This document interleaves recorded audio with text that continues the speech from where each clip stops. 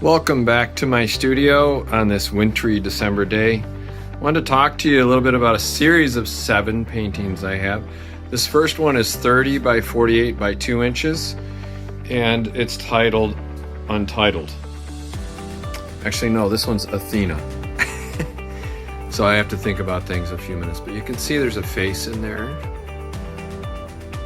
And there's a lot of depth in the piece and texture.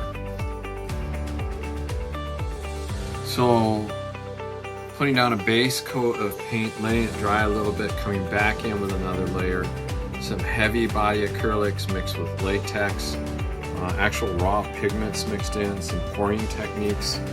You can see here, let me scoot down here, you can see some of the crystallization forming in there.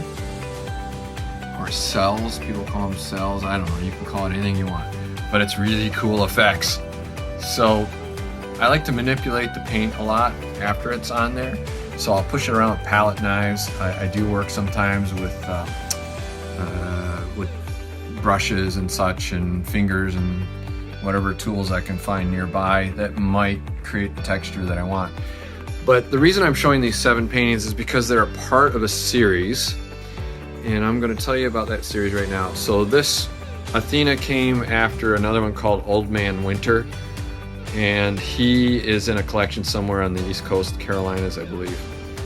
And this one is still hanging around, but I have a few of these in the series. It's been ongoing since early 2000s, mid 2000s, and I wanted to show you a few of them. So bear with me today, a raw video footage of a tour in my studio. Okay, here we go. Let's look at some more paintings. Again, it's raw, so I'm gonna take them off and set them aside. Bring up the next one. So the whole thing with the winter series is that I have been interested in winter my whole life. It's very interesting as I get older to look back and kind of analyze where my influences came from. Now this one's another 30 by 48. This has a lot more poured paint, so I put a base layer down of this yellow, and then I poured paint on the top of it, and then I scribed through, I think it might have been with my fingers, the top layer of paint to create these areas, these forms. So the title on this one is Winter Leaves. I'm looking at my cheat sheet over on the side there. And this one was made in 2012. The last one was in 2013. And again, dealing with the concept of winter. And I'll tell you why. I have enjoyed winter my whole life. I lived in Michigan most of my life. And I've been involved in winter sports, sledding, ice skating, but notably cross-country skiing. And I used to be competitive in it. So this is Winter Leaves, very interesting piece. Poured on board. So let me show you the back of one of these for a change. You haven't seen the back. So on my pieces, it's okay, the edges are protected. I will title them and put my website on them too, which is something that I started doing in the early 2000s, and the date. But what it is, it's a framework. You can see finished framing, and then I put the laminate 1/4 inch plywood over the top of it. It's all finished, nailed, and glued, so I nail it and glue it down, and then I primer it and work on it. But it gives me a really nice solid structure to work from. Here's the next one. Canvas sometimes yields a little too much. This one is actually untitled. It's 2013 again that this one was made. It's harder to see it. So I've been interested in Jackson Pollock's work for a while. The overall painting surface that is not as obvious that there's something going on behind it. But this one, if you look really closely, you can start to see some wings in there, what I consider to be wings of the underpainting. And if you look really closely, you'll start to see a figure in there. So I'm intrigued in things that are revealed. Winter is a lot of snow, and it covers up things, and things during spring are revealed. Things during the winter can be obscured, can be recovered. You can plow it, you can blow the snow off, you can find something new. And then when spring comes, it's such a relief. Even if you do love skiing like I do. I skied briefly for Northern Michigan University. And then I trained for a while hoping to be on the national team, but that really didn't go the way that I thought it would go, as usual. So here is the other piece. Now, we talked about things being revealed from winter, and so here we are. You see some icy sort of look, some water coming in, some other colors. I want you to see how the texture in this. So this I used a roller. I had an underpainting underneath it, really heavy textural paint. And then I took a roller over the top, and you can see the effects of the roller as it bound up. It actually drew the paint across the board. This is on board again, and created these little spaces, almost like an abstract water piece. And I did this one. Let's see, this is, what size is this? I gotta look at my cheat sheet again. Well, let's look at the back, because I can't remember which one this is. Oh, it's untitled. So sometimes I'll finish the back too and paint it. I don't think anybody appreciates that except for me. So it's untitled, and it would be a 18 by 30, I think. Don't quote me on that. We can check that one out again later. So again, kind of that all over painting concept, but even though it's all over, you look closely and there are some forms starting to be created from the different colors, contrast, and so forth. So let's set that one aside. Let's look at the next one.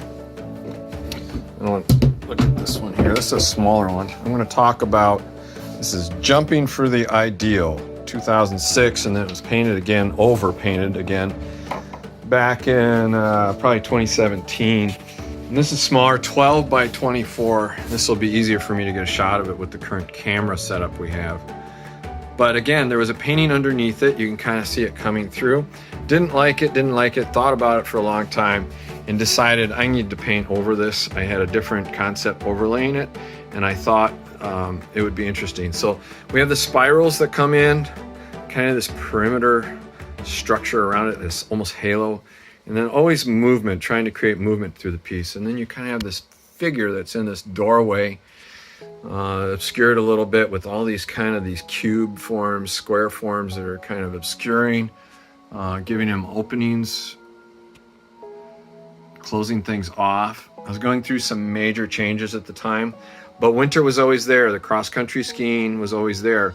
So I've been teaching cross-country skiing from beginners to higher levels for quite a while now, and I worked in the industry on and off for most of my life, for many years now. So to be revealing, I'm 50 years old, so I've been doing some of this stuff for quite a while now. Nothing like restarting the career at 50. So that one I like that one more and more that I've looked at it. Here's another one right here. Let's look at this guy. This one, let's look at the title. Red Line and Frosted Fly Onward. Well, that title was made in 2006. I revised it in 2009. I think it was repainted again a couple of years ago. And the other thing I'm going to point out, these were canvases, but for a while I did this folded copper edge. So I had a metal fabricator fold these 1-inch copper edges, so it's a trifold of copper. And then I used these black phosphorus screws to screw it into the side of the canvas to give myself some sort of a finished edge. I did a lot of paintings that way for a while. This one is, let's see, what size is this? 18 by 24 by 1 1/4 inch. So again, repainting. There's nothing wrong with repainting, but I think it's valid to look at the painting for a while, even if you hate it. Like that one you may have seen, the brown one that I called Fall Leaves or something. I'm going to get a little closer here. I'm crawling up on my knees because the easel's set kind of low. But even if the painting doesn't strike you as brilliant right then and there, let it sit for a while. Let it gestate in your brain. Go, okay, look at it more from an objective standpoint. What is it that I don't like, and why? Why is it that you don't like the piece? And once you start to identify that, that will start to generate more creativity, more ideas, and possibly you'll actually learn to like the piece, like that one I mentioned just a minute ago, Fall Leaves, as I'm calling it right now. This is again the winter, the influence of the skiing. I love cross-country skiing. I've been dragging my little guy, who's 2 at the time of making this video, in his little polk sled. It's called a polk. And so we've been skiing at the local ski area. So winter often, morphs into spring. And then it goes back into summer. So this is a really neat piece. This one, I believe, is it untitled? You may have to look at the back. Sorry. Feels like the small spot in the dark. So I originally painted it in 2010. Oh, you gotta laugh sometimes at different periods of your time. I've done a lot of paintings. There's a lot I don't own anymore because they're in collections in various places, and institutions and corporate art and so forth. Like I said, I had a career before I kind of stopped 5-6 years ago when I had some major life changes. New wife, new life, as they say. And what I like about this, again, it's an overpainted piece. So this is another spiral in here. Doing a lot of spirals at that time when I first painted this. I was looking for rebirth. I was looking for meaning. I was trying to grow again and find out what things were meaning for me. So this has the underpainting and then a heavy paint over the top of that. And then using that roller so you can see. In fact, I hadn't looked at these in a little while. I put them away. Again, because I'm looking at them. I'm trying to decide, was there something here I should go further with? Oh, that's nice. Yeah, you know what? I might have to break that roller out and play with this concept again.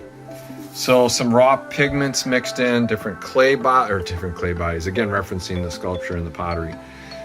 Different types of viscosity and paint. And this one really, you can't tell in the video, but in person, this has got to be one of my favorite pieces out of these 7 today. It could change tomorrow as the painting speaks to me. I guess I'm excited to be back at doing my work again and exploring, and I feel like I need to share this with people and talk to them about it. Oh, there's the fall piece I was mentioning back there, right there. Orange and black, and at first I was like, not so much. But now I'm reevaluating that. So I thought I would share a little bit of the process, the thought going in, the fact that winter is a big part of my life, the cross-country skiing, and how that is influencing my current work and past work. I mean, this goes back into the early 2000s. Started painting back in, I think it was early 2000s. I think maybe it might have been 2000, 2001.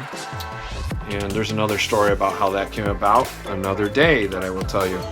So happy holidays, everybody. And I appreciate you coming. As usual, please like, subscribe. It really helps us out. Comment and always share. Visit the website, davidaustingallery.com. And I really appreciate your support. And we hope to see you on the vids. Have good days and keep painting.